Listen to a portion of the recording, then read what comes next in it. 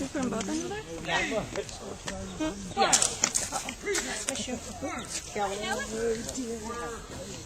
Yeah.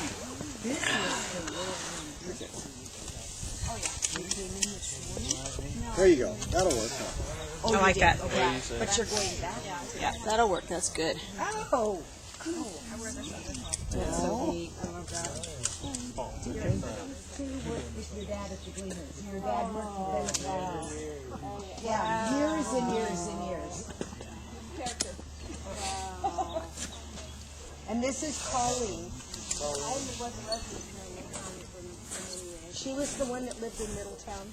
Remember that Patrick and I went down and helped. That's how we got to Lake County. Yeah, that's right. I inherited that from my dad. I love it. It's good. It's good to help. I know it is. You know, it's better to be laying in the ground rather than trying to hit the water. I've already figured that. How you been? Good. Good. Keeping out of trouble. Yeah. Trying to.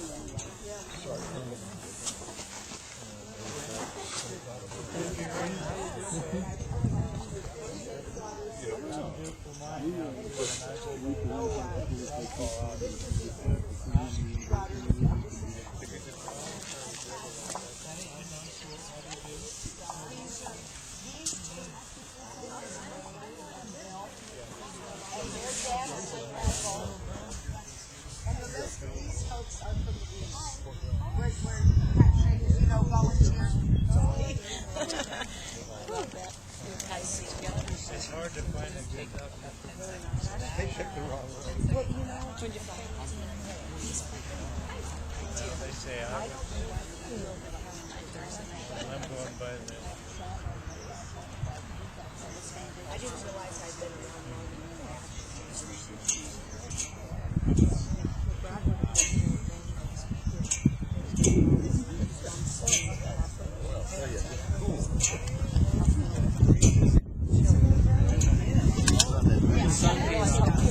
I got it in the car where to keep me warm. That sounds about like it. Pointed to you and I.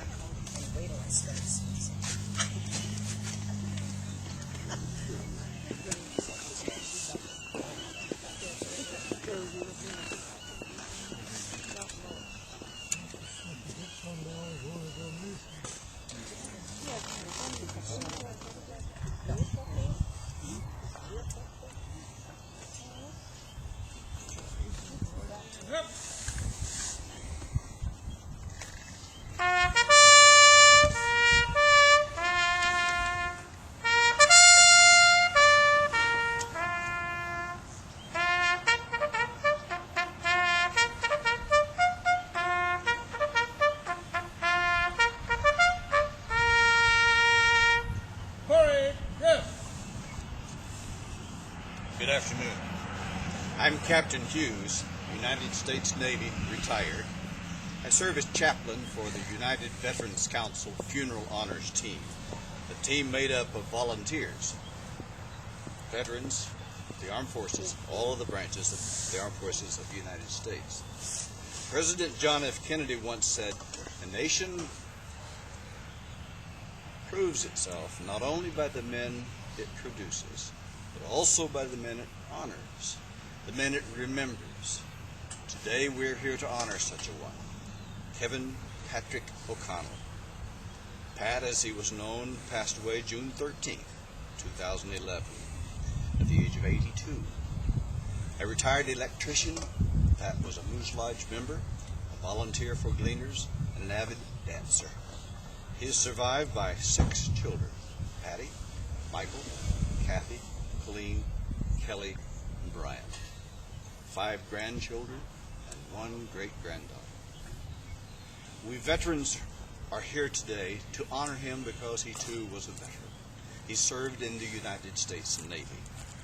But all too often, we fail to remember, we fail to honor. The danger past and all conflict righted, God is forgotten, the soldier slighted. Why should we honor veterans? Well, I believe there are at least 2 reasons. First, for the future of our military, we need to remember those who have served in the past. As George Washington, our first commander-in-chief, said, "The willingness with which our young people are likely to serve in any war, no matter how justified, shall be directly proportional as to how they perceive the veterans of earlier wars were treated and appreciated by their nation." And second, I believe, is the realization that because of the great sacrifices made by so many men and women who have served in the armed forces in the past, we are able to live in a time and a place where freedom is taken for granted.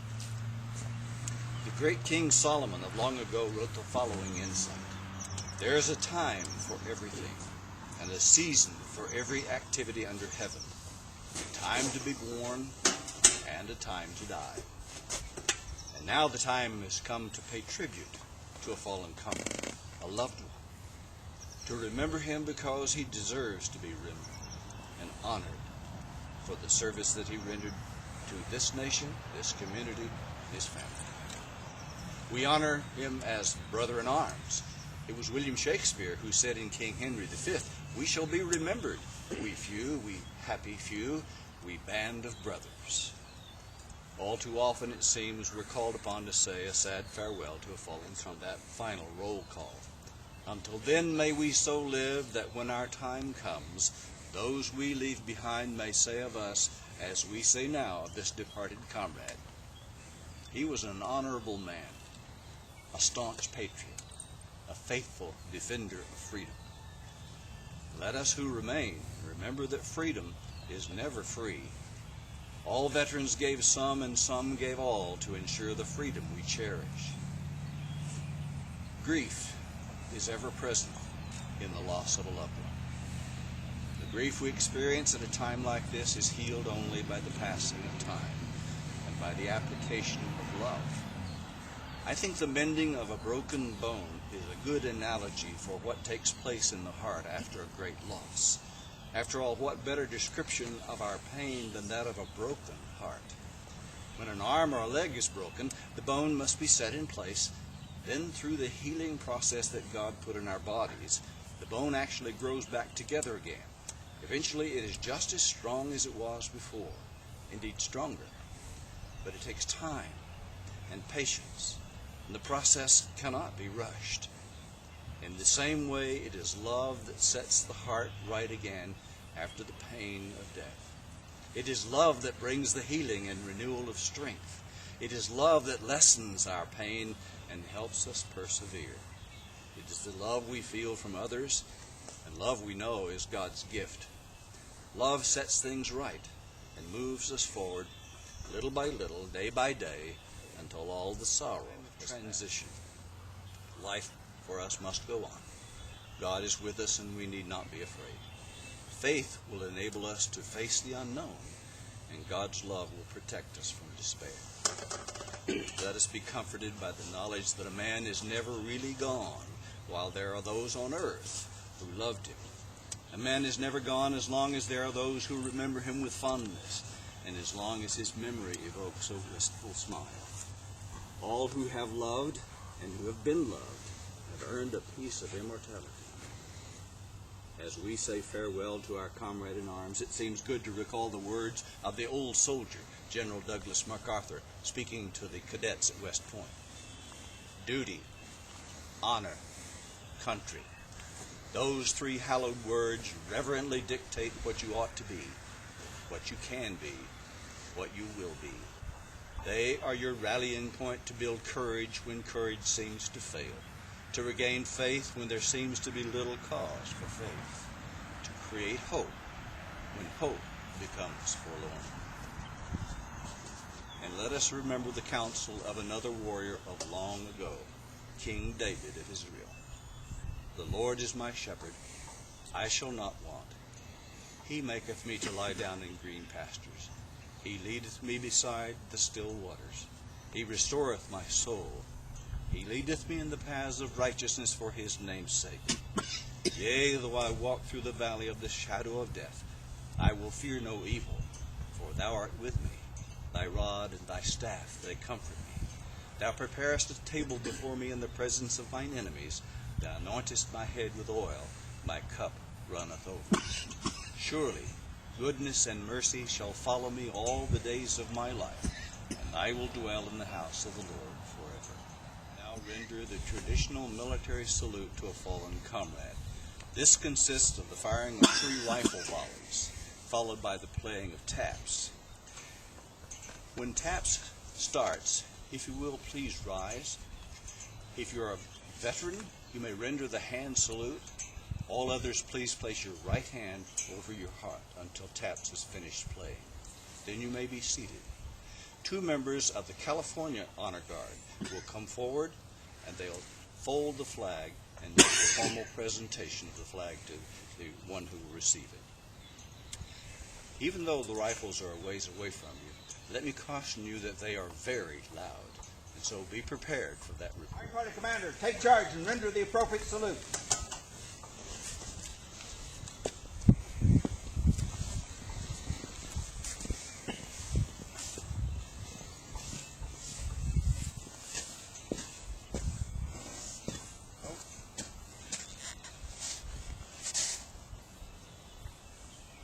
Cut in the guard! Take charge! Issue 3 volleys! Detail! 10 up! Port earth!